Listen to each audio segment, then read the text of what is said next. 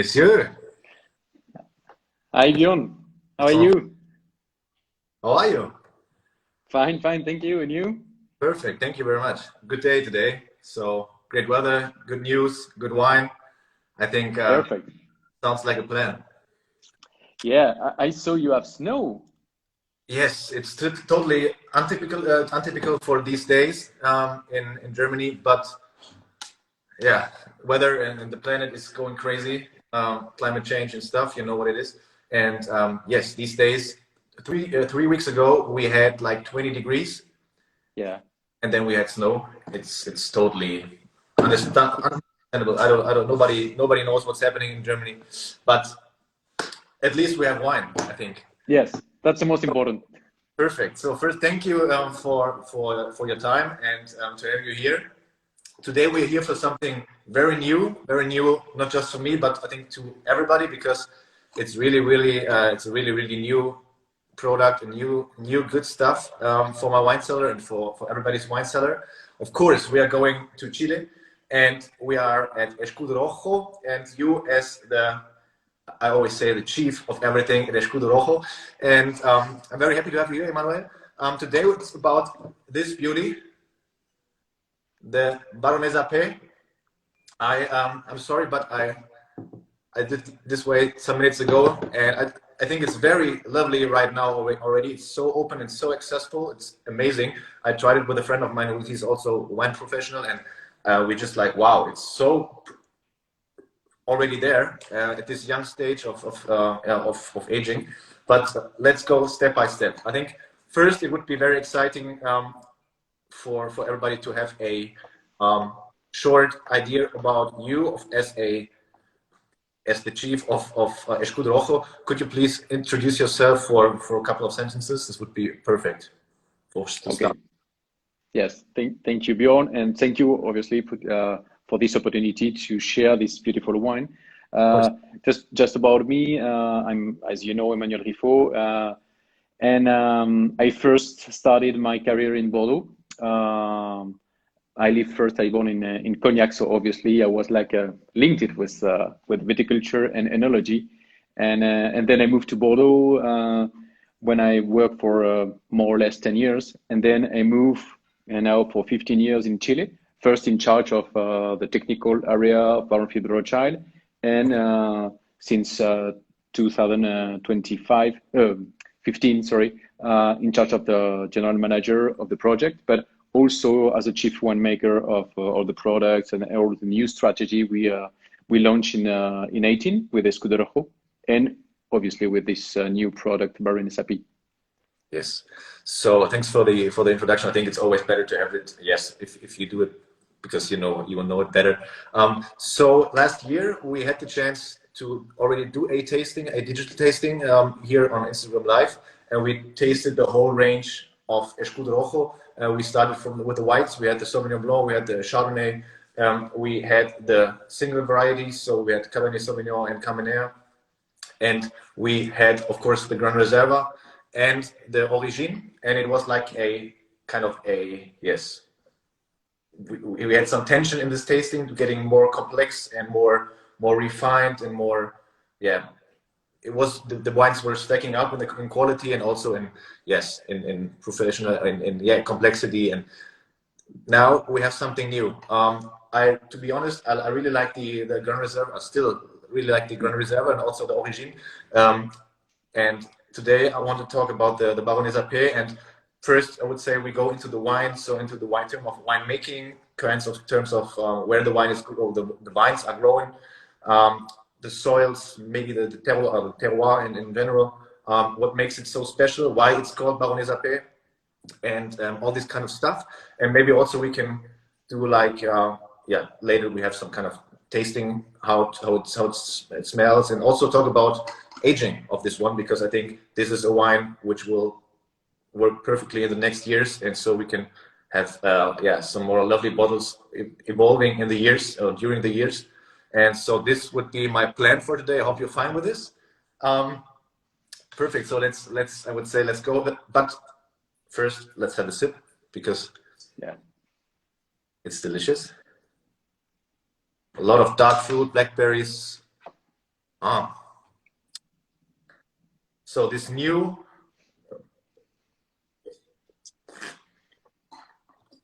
it's already so the tannins are very, very lovely and gentle and well integrated, very balanced and full of harmony.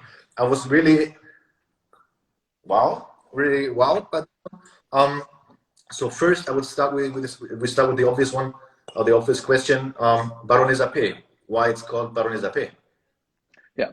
So just before, 2 words about Rothschild, because as you know, Rothschild means Escudo Rojo Of course. in Spanish, and all this story we have obviously started in Germany. So, and the name of Rothschild in the wine world is really like a prestigious, really excellence wine. So that was part of the strategy. That's what just these 2 words before introducing Baroness P. But that was our strategy till 2018 to move forward even more in this super premium category. So that's what we rethink all the wine styles of the Escudo Rojo range. Obviously, this Grand Reserva, which is the blend, is still our flagship wine with this typical red label. And then we move one step forward with Escudo Rojo Origin. And origin refers to our origin with the French word of when we started in Chile. It was looking for the best terroir, Sauvignon.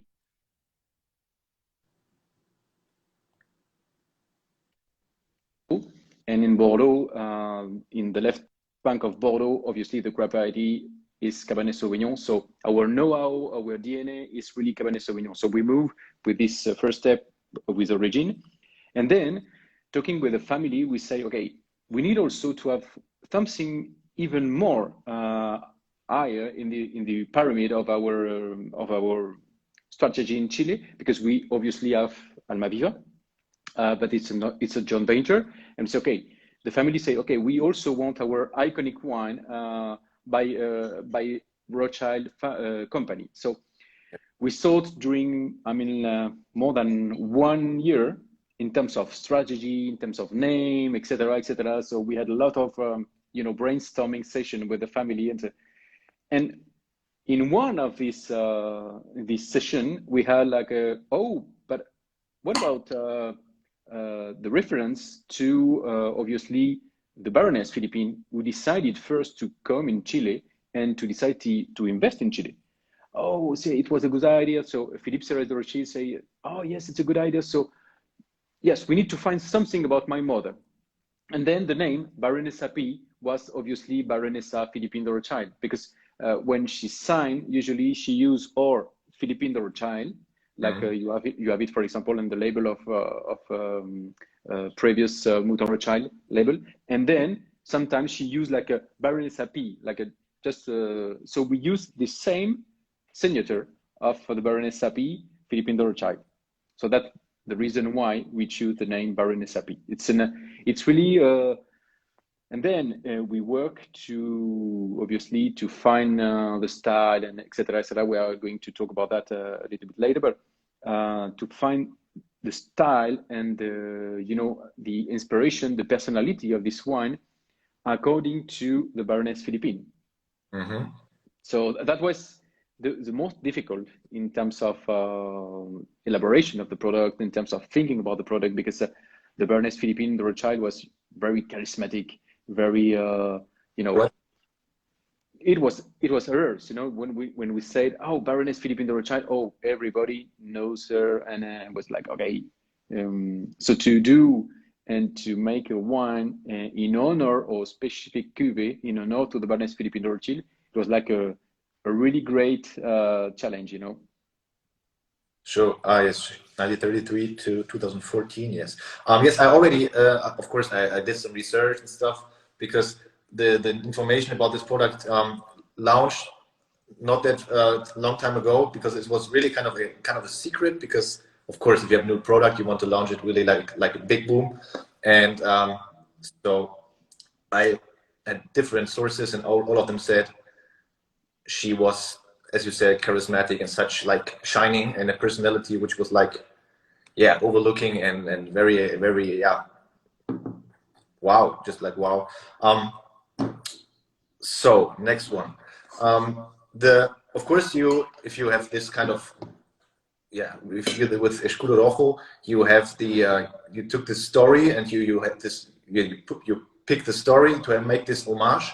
And what is, you said the Gran Reserva is still the flagship of the line. So where would you put this into? Of course, it's more expensive than the other ones from the Escudo Rojo brand, but where to put it, or how to you know what I mean? How to sort it into the portfolio. Yeah, it's really Baronesa P the first step, because it's obviously in terms of price, in terms of quality, it's obviously our iconic reference in our pyramid. But when I said, Gran Reserva, it's a flagship because that's the wine created by the Baroness Philippine de Rothschild in 1999. So still really the most famous. Obviously, Baronesa P is not the same segment in terms of price, in terms of obviously distribution. So, but now our iconic wine is obviously Baronesa P.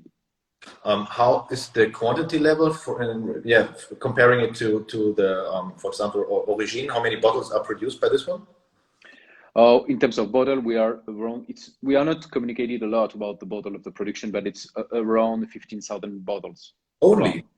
Yes, only. Oh, that's not much. Okay, wow.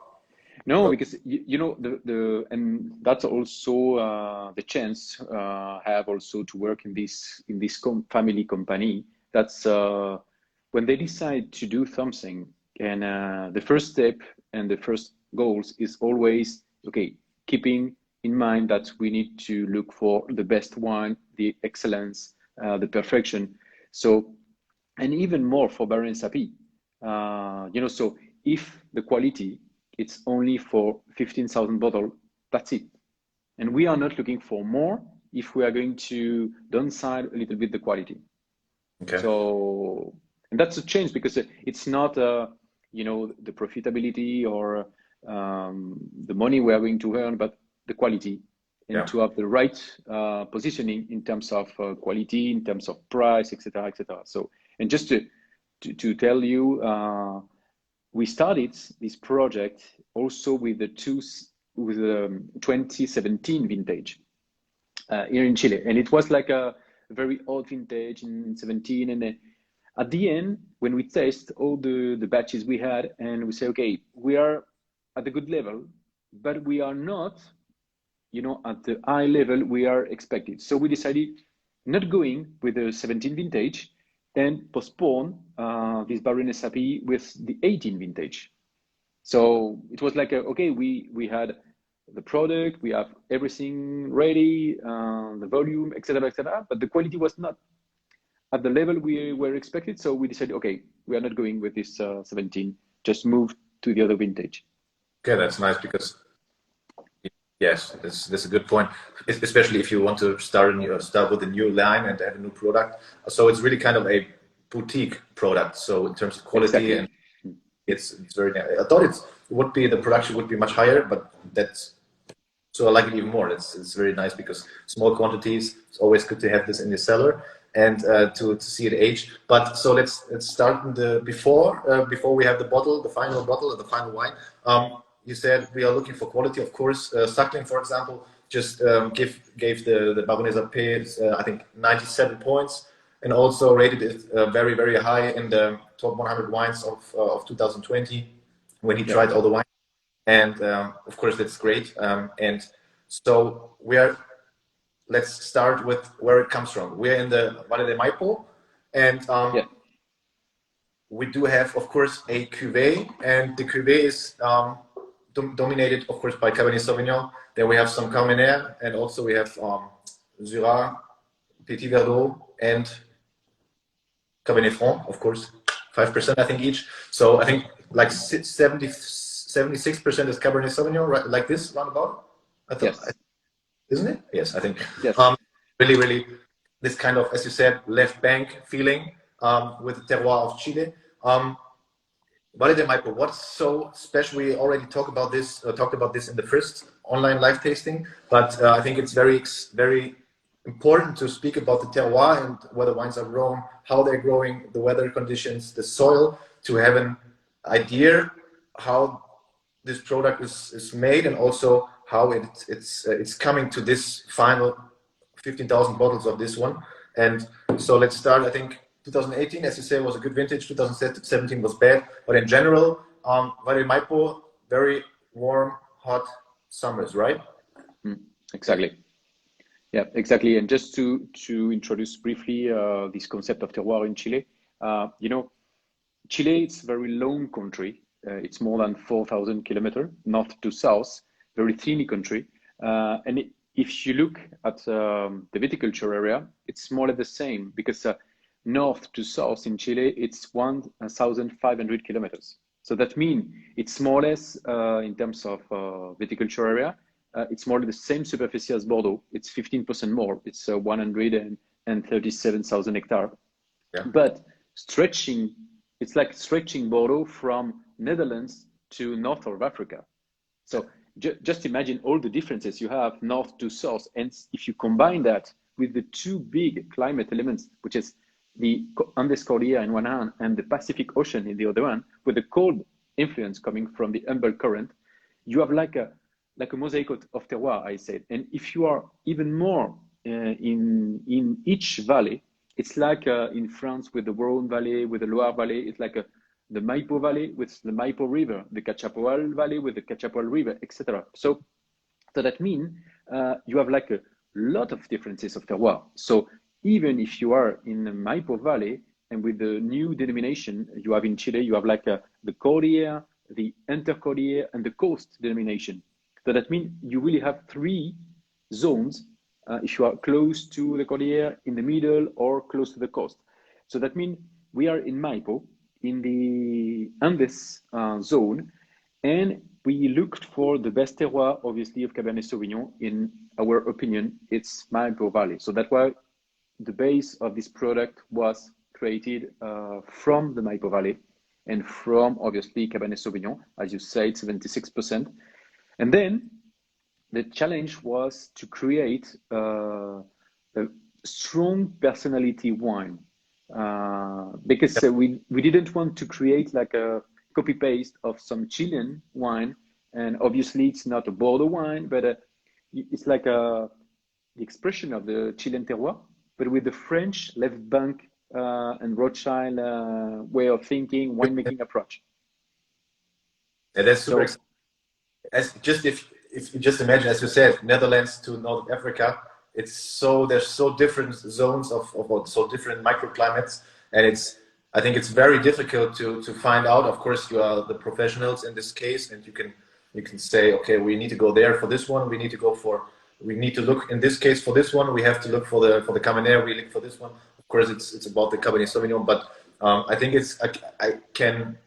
I would think it's very, very difficult to, especially if you join a product or if you launch a product from scratch, to look for really the best wines, the best sites. And good question from the chat. Being close to the sea, does it take mineral taste? So I think in Bordeaux you have this. Of course, it's also about the soil. Maybe we can talk about the soil also. What would you say?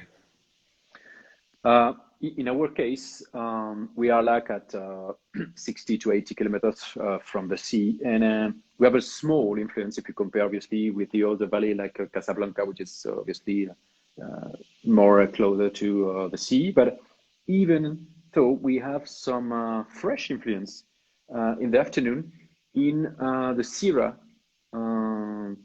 places in terms of our vineyard or in Maipo, because we have some entry from the wind coming from the sea, refreshing the air, and then from the coast Cordillera, because we have the Andes Cordillera, and more or less in the middle we have like a coast Cordillera. It's a smaller one, obviously, but it's permit to have some fresh wind entry in the Central Valley, and that means we have like a refreshing air in the Syrah part, not in the Cabernet.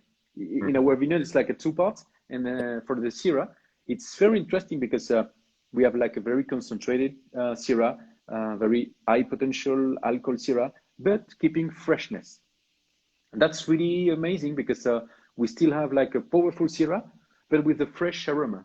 It's not like a, you know, sometimes with the charcuterie aroma from Syrah. No, no, we keep the freshness, more violet, and very, very interesting in the blend. Very interesting.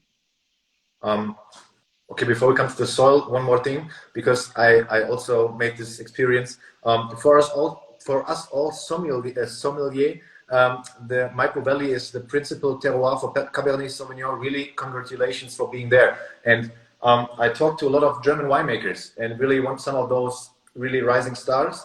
And a lot of them are going to Chile to see the terroir, to see the climate sites, to see the soils. And there's really kind of a boom for Chile. And that's why I need to go on this comment, because really a lot of winemakers, really German Grand Cru style guys, say Chile is so interesting. It's such a terroir country for wine. It's so exciting and also you need to go there if you're excited for wine. So maybe after COVID I need to book a flight. So this is very exciting for me, that the sommeliers around the world also have this kind the same thought on Chile, and that's very nice. So let's go back to the soil. Is the soil sandy as in the chat? How would you describe the soil? Is it also, as you said, it's a mosaic of terroir, of course, but how is the soil? You know, in Maipo Valley, it's an alluvial soil with some sandy, like stones. If you are closer to the river, you have obviously more stones, like big stones, like in the Rhone Valley. So I would say it's a mix in between some Pauillac soil characteristic, mingling with some Rhone Valley characteristic, because sometimes we have some big stones, but very stressful. So that's why for Cabernet Sauvignon, it's perfect, because you have like a natural stress of the vines and giving more natural concentration to the grapes. Yeah. So with very low percentage of clay, so that means it's not so good for Carmenere, but very good for Cabernet Sauvignon. And even if it's homogeneous vineyard that we have, you always have differences. And so we work with our more than 20 years experience, but even with the new technologies, and we work with some resistivity analysis just to have a mapping of our vineyard. And this resistivity analysis is just you send an electric signal in the soil. So you go through, for example, a motorbike or a truck in the road, and you move this system, and it's sending some electric signal in the soil.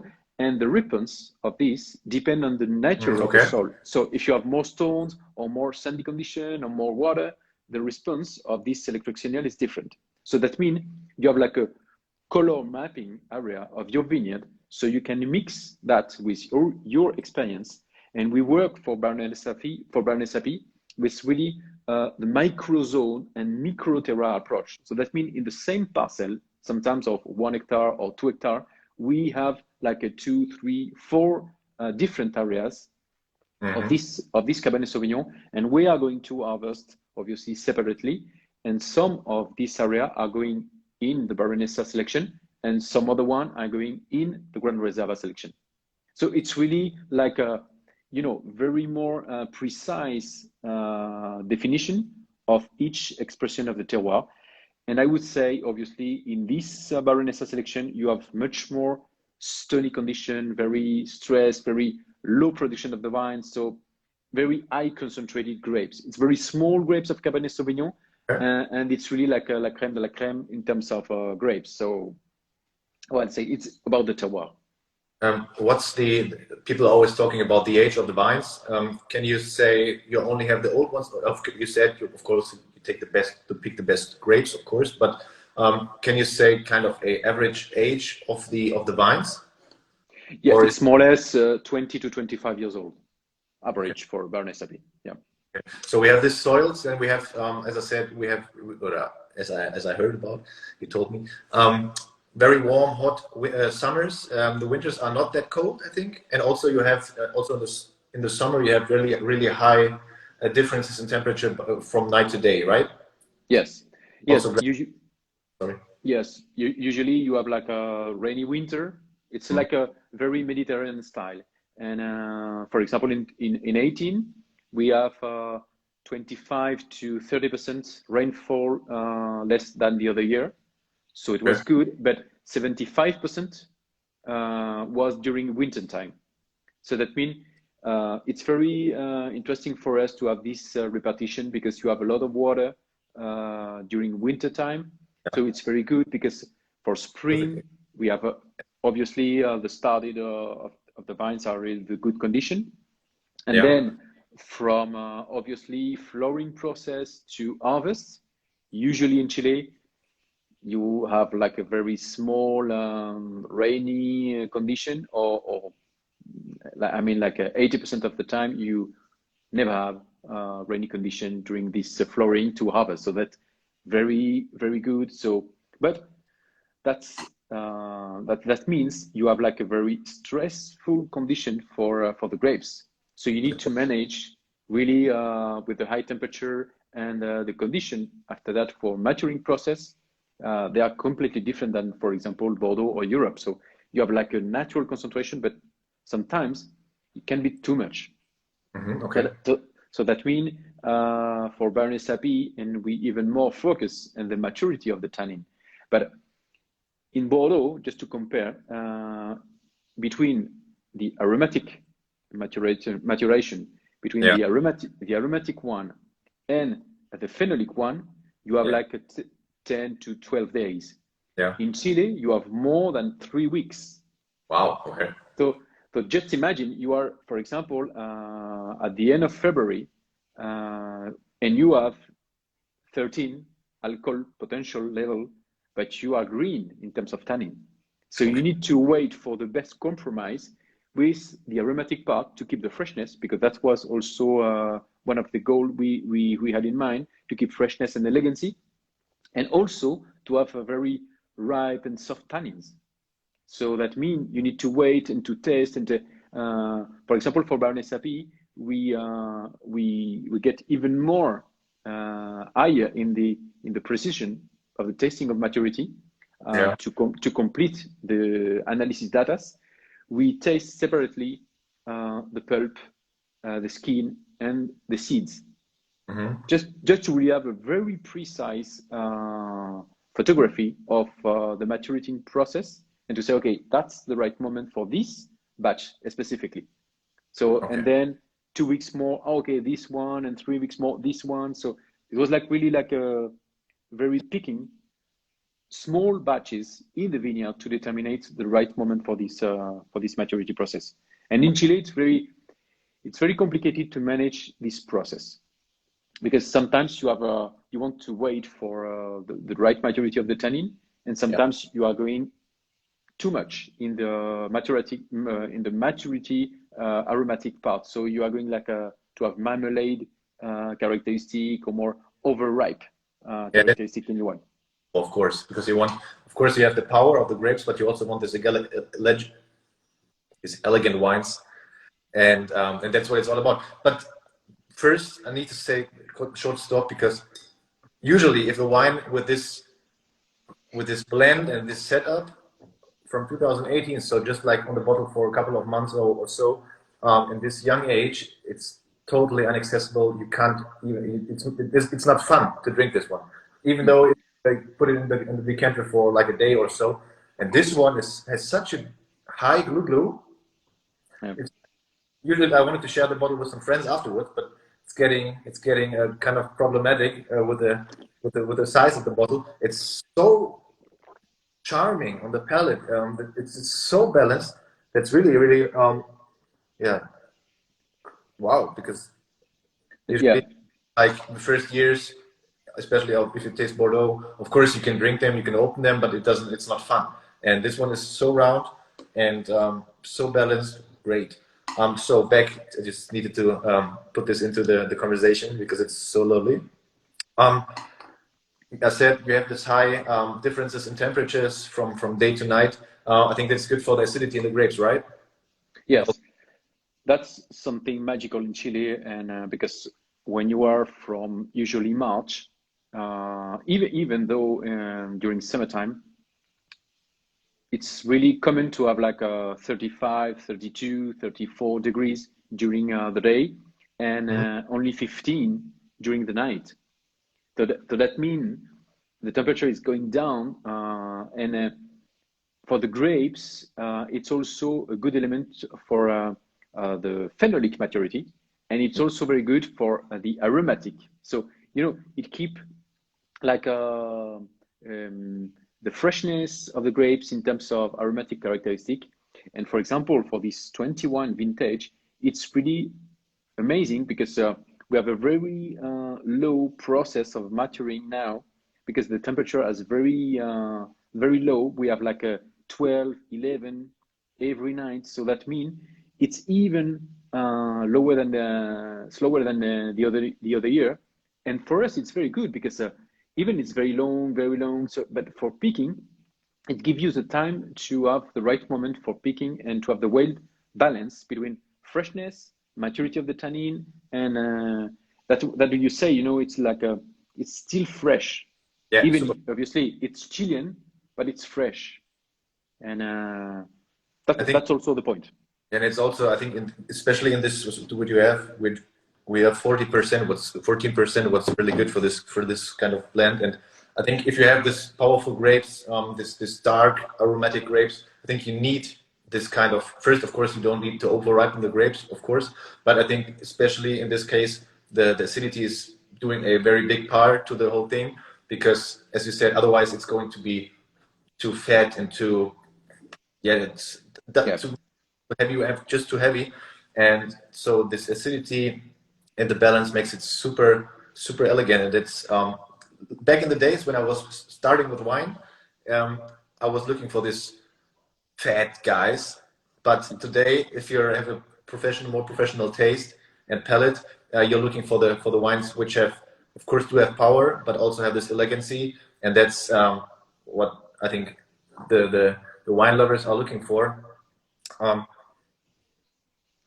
You're totally right, because I'm totally agree, because and I mean, like 15 years ago, I was like you when I was looking for very bodybuilding wine, very Yes, strong, powerful, and alcohol. but then but then when you are and I know you are as me, fan of obviously pairing with food, and when you try to combine this style of wine with food, it's a disaster, because the wine, it's too much for the food, and you after half of the glass you're fed up of that. Thanks. And so that's not the idea, just to share the wine, and after one glass, that's what we try to do with the Baronesa P, to also have like okay, if you open the bottle and you have your first glass, you have the first impression, the first level, and the first step with the wine, and then after a little bit more oxygen, or if you decant it, you have another level, and then a third one and a fourth one. So that means you have like a really love story with the wine, and every day discovering something new. So that was a little bit the idea, because you discover this one, and after the first glass and the second one, it's another impression. It's revealing you something new. So oh wow, it's not the same impression that I had the first glass I had. So, and then you want to have a third one, and that's the idea, to have more glasses of this wine. That's because I always say the best bottle is the empty bottle, because you can open another one because it was so delicious. So Excellent. and for the trader, for the dealer, the best bottle is the sold one. For the lover, the best one is an empty one, because it was a good wine. Yes, Yes. perfect. So the wines the grapes are arrived, brought to the winery, to the estate. What happens in the cellar? What are you working with in terms of oak and stuff? Yes. So just to complete the vineyard part, also till 18, we are working with organic way. So that means we have the sustainable certification, one of Chile, but we are working with 100% with the green, obviously, practices. So that means We avoid all the pesticide, all the insecticide, and all chemical products. 100% natural. So that's also helps us to have more the purest expression of the grape variety, the fruit, and also the purest expression of the terroir. So it's so it's an unharvesting process. And also till 18, we invest in optical selection. So that means we have the first selection of the grapes, the distemming process, and then we have this optical selection. So that means we really take picture of each berries and select the perfect one for this Baronesa. And then we have like some gravitational alimentation of the vats. So that means it's really a very take care of process of all the grapes and the berries or the integrity. Yeah. Vinification, very classical, but a la carte vinification. So that means we test every day all the batches and we adapt. And we adapt also for aging. So at the end of the vinification, we say, okay, we have all these batches and we wanted to have like many differences in all the batches, not the same product or the same style in all the batches. We prefer to have many differences and then to work in the blend to combine and to compose this wine. And for example, for some types of wine or batches, we decided to have new oak. We are using only French oak. It's 100%.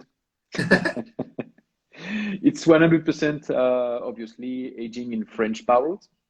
But we have, for example, some new one, 65% of new oak, and 75 and 35% of 1 year. Okay. And then we combine some obviously different toasts. It's medium and medium light. So if we want to keep the fruit, we select more medium light toast. And we also use like big barrels, like in Burgundy, for example, for Syrah, to keep more freshness, some Carmenere also, or some Cabernet Franc, more traditional for Cabernet. And so that was the first selection we did for the aging. But at the end, after the blending and so on, we say, okay, we have, as we call our master blend. So that was the definition of the style of the products, and we tried several times to have this style. And then we say, okay, now we are going to put our selection even deeper in this blend. So that means we are going to test every barrel, and each barrels we want to have the perfect harmony, wine and barrel. So at the end, so that way we have less volume because we select only, the best barrels with the best harmony, wine and oak. And we are all, we have sometimes like 1, 2, 3, or 10 barrels with no, it's not perfect. It's not a little bit too much oaky, a little bit too strong, the tannin a little bit strong. Okay, we avoid this barrel. So that's what we did. So that's what at the end you have like an impression of harmonious and very homogeneous in the mouth. So you're very picky in terms of quality. Of course, you need to be, because with this kind of brand, and also when you're launching a bottle, just 15,000 bottle product, you need to be very picky. But so you're really like changing the way, maybe the way of doing the wine, making the wine depending on the vintage. So the vintage is more hot. You try to work on this, to find this. In the end, it's about the style. To have this style, this Baronesa P characteristic, and so it's not like static every year the same no matter what come. It's always arranging and working on it. That's what I'm refining. That's very exciting. And that's the best way to do it. Perfect. Can you show the bottle? Of course, guys. So of course here you have the Rothschild, the Escudo Rojo in Espanol, and then we have this one. Very, very how to say, classy and very minimalistic. You only have the Escudo Rojo, and then you have the name. I like the style. It looks very, very, royal, kind of royal. It's not this typical stuff. The colors are very nice, very high quality label with this kind of metal optic or stuff. but Yes. very nice one. Of course, I'm not buying wines by guys. Don't out there don't buy wines in terms when they are looking good in the supermarket or stuff. I think they do, but this one is really looking beautiful, and yes, so perfect. We do have the winemaking. We do have the terroir. We do have the idea behind Baronesa P.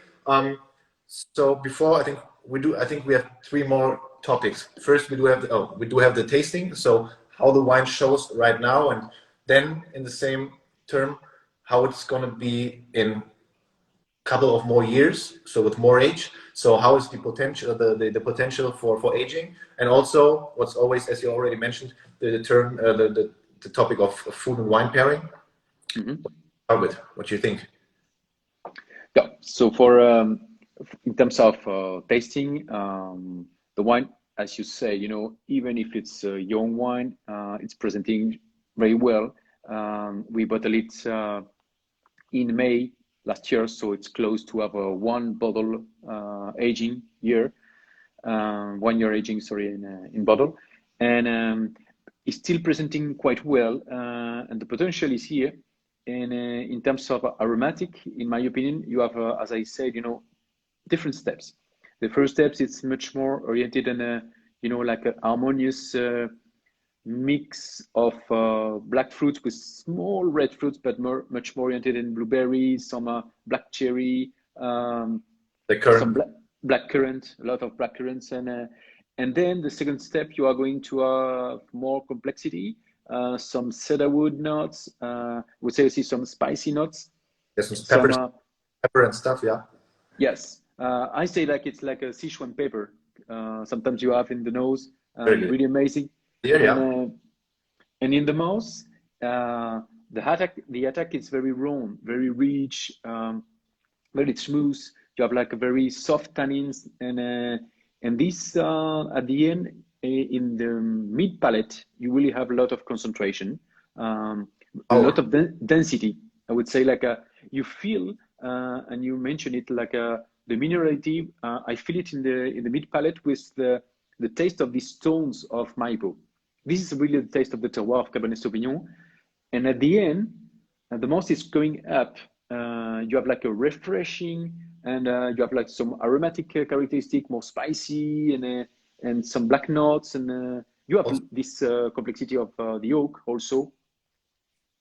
And yeah, absolutely. And when you said the minerality, a friend of mine, he's a winemaker from Champagne, and we were there someday, and he said some years ago, and he said, close your eyes, just take 2 or 3 drops, put it on the tongue, and wait for it where it's going to be picked.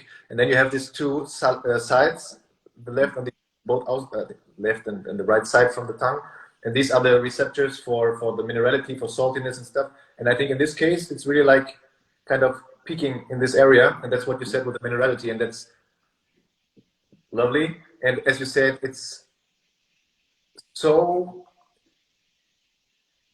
balanced. It's not like fruit or oak or totally both of too much from both sides. It's very, very harmonious. It's the oak. I think I was really wondering, because that's why I asked, and you said it's of course we do have new oak and about 35%, as you said, from 1 year old oak, and the oak is so, it's giving structure. It's giving this kind of spiciness, this baking spiciness. There's not big terms of vanilla, and bit of cigar box, but it's so how to say it. The word is missing. It's so the opposite of loud. Come on, it's very. Oh, come on, yeah. No, I think that we try to do is like using condiment with the oak.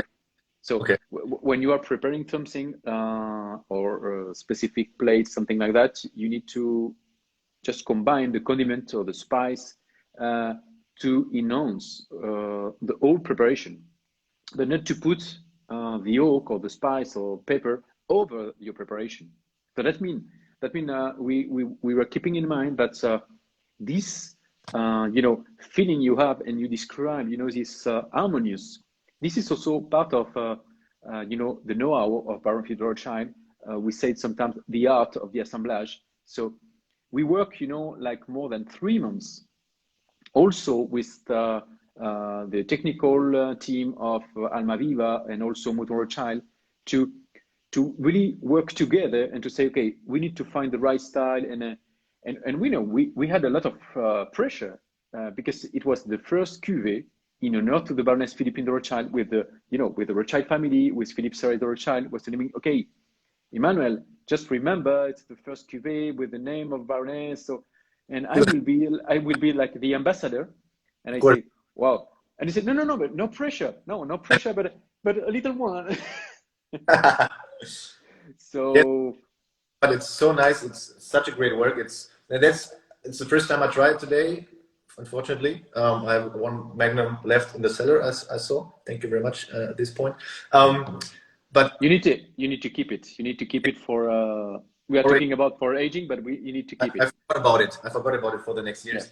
Yeah. And that's really something that surprised me and was so nice to have this balance. So so when we already saying, when you say put it in the cellar, how long? What would you say? We're talking about the usual bottle size. How long would you? Also, maybe we can compare it to the Grand Reserve or to the Origine, because I think there are 3 wines. There are 3 different styles, not styles, but different wines for different occasions and different styles of joy. Let me say it this way. So, how long would you say does it need to get to its peak, and or how long are we able to enjoy it? What would you say as the chief?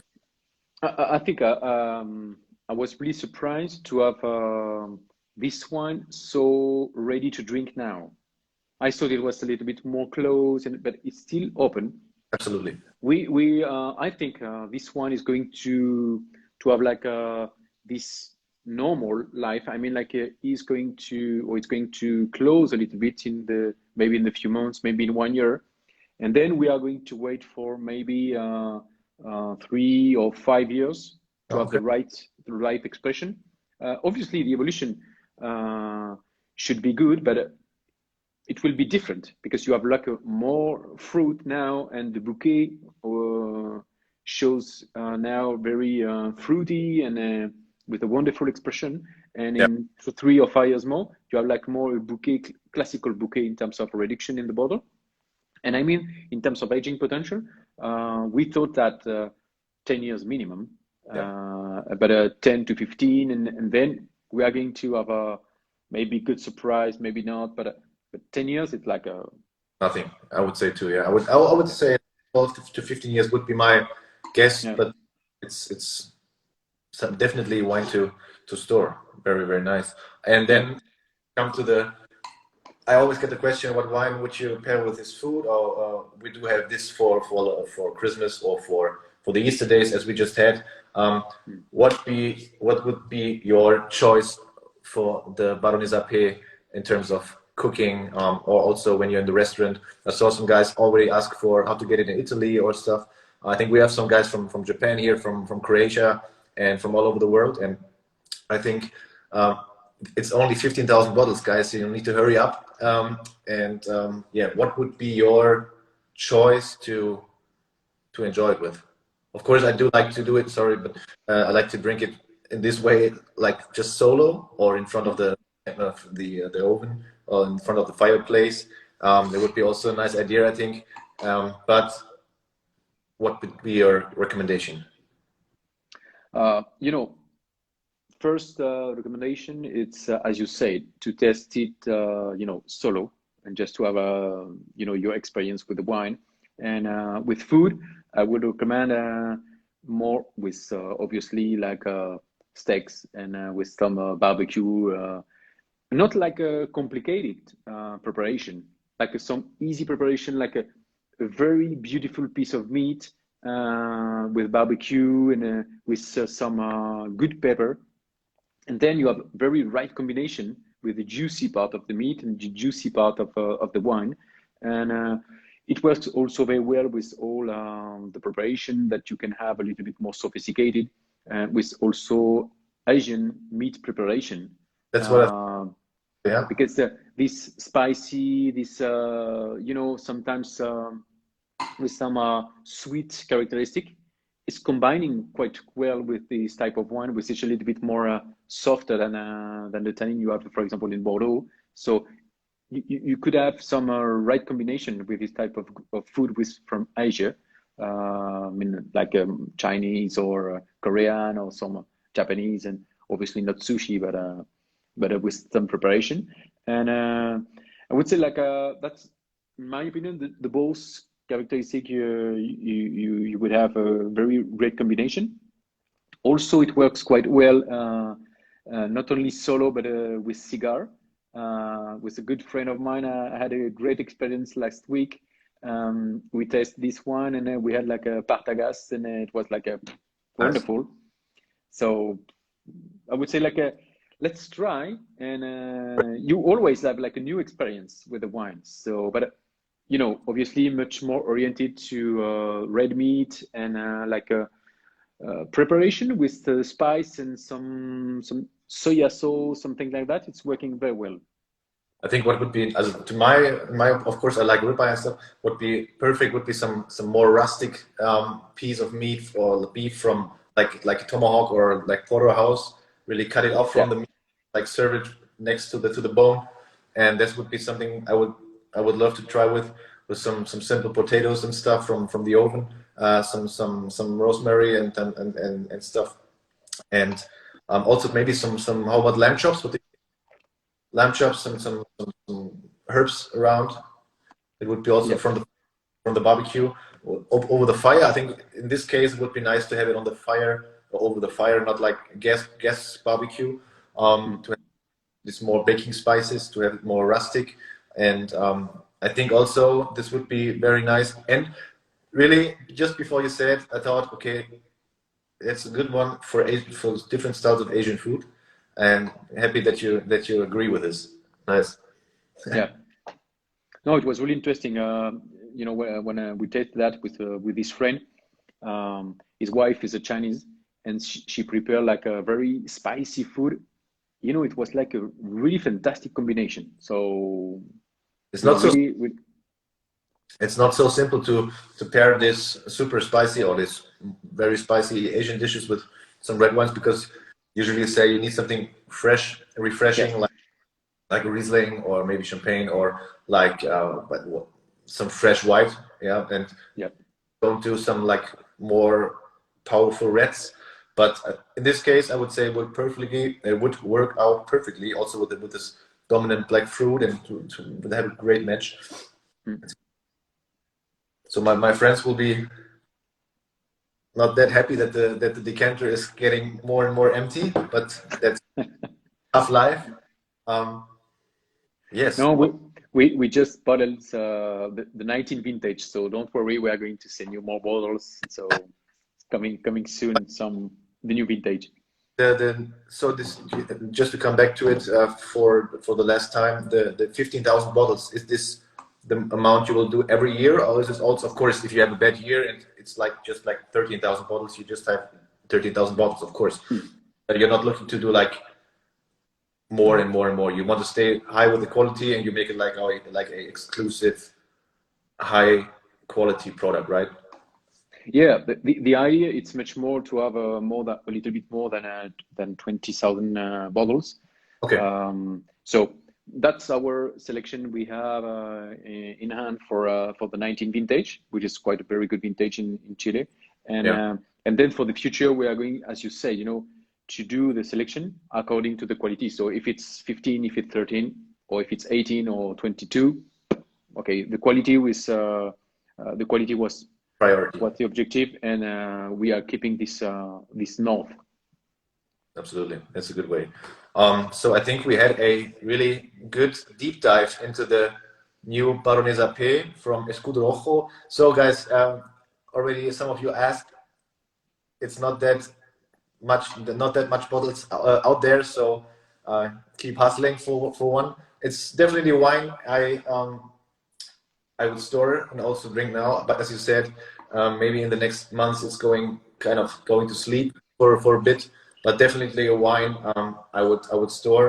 And thank you very much, Emmanuel, for your time. It was a lovely talk.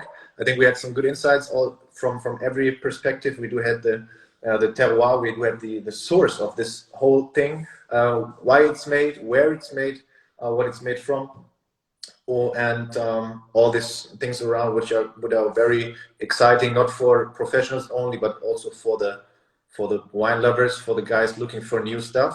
And I think Chile is one of the hot spots right now, and it's getting more and more attracted to the people, not just the drinkers, also for the winemakers. And thank you very much. It was a lovely talk. You have my address for some stuff. No, I was just joking. And yes, I'm very happy to have some sips left, and to me also it's very, very important also to always to share with friends, and so I'm happy to get their feedback now and to enjoy it. We are happy with some Japanese food right now. We're just getting some stuff and also some spicy stuff, so I'm very looking forward. Emmanuel, thank you very much. Please stay safe, and I hope we can see us in Chile someday after this whole thing is done. It would be a very big pleasure to see you after Vinexpo, already 2 years ago. And please stay in this mode. You're doing a great job. Thank you very much. No, thank you, Bjorn, and it really was a pleasure as always to share this moment with you with this wine, with this new wine, and I hope we will have soon the opportunity to drink one bottle together, maybe in Germany. I hope before the end of this year, and to share great pairing and cigar moments. So we all expected that. Nice. So take care and stay safe, and have a nice moment with this wine. Thank you very much.